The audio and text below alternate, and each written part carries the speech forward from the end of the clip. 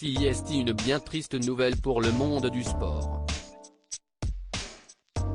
À 73 ans, Patrick Tambay, le pilote de Formule 1, est mort.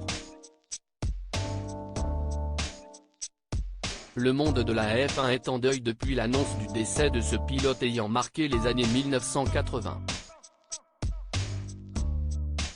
C'est ce dimanche 4 décembre que l'AFP annonce la mort de Patrick Tambay, est l'un des rares Français à avoir eu le privilège de conduire une Ferrari en Formule 1 et de gagner au volant d'un des mythiques bolides rouges.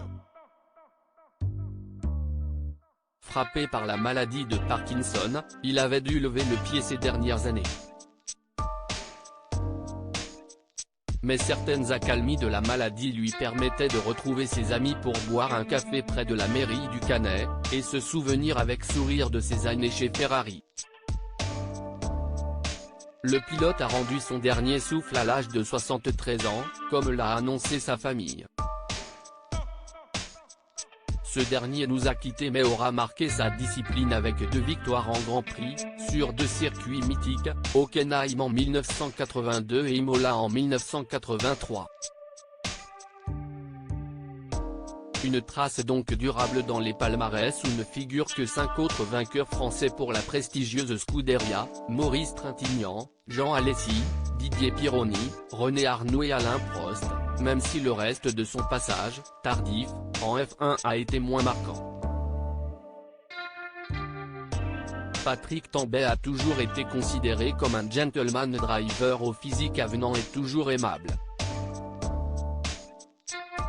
Une reconversion réussie, il était arrivé chez Ferrari, après un accident fatal, celui de son grand ami Gilles Villeneuve, qui lui avait demandé d'être le parrain de son fils Jacques.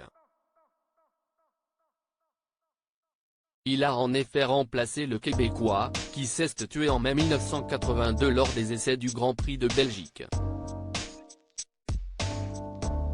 Il a terminé 7e du championnat du monde en 1982, 4e la saison suivante, le meilleur classement de sa carrière.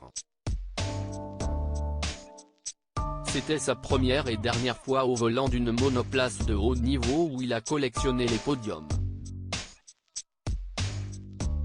Patrick Tambay avait conquis le cœur des tifosi en remettant sur les rails une Scuderia Ferrari désemparée après le décès de son ami puis le grave accident de Didier Pironi quelques semaines plus tard lors des essais du Grand Prix d'Allemagne.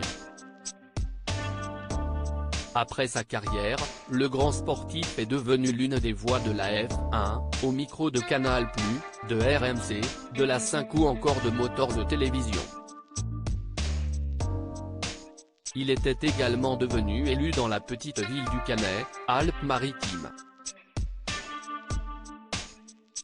Après avoir démarré comme adjoint au sport en 1995, avec dans son équipe le footballeur Christian Lopez et le volleyeur Alain Fabiani, il était ensuite devenu conseiller général et départemental, élu en 2002, 2008 et 2015 sous les couleurs des Républicains.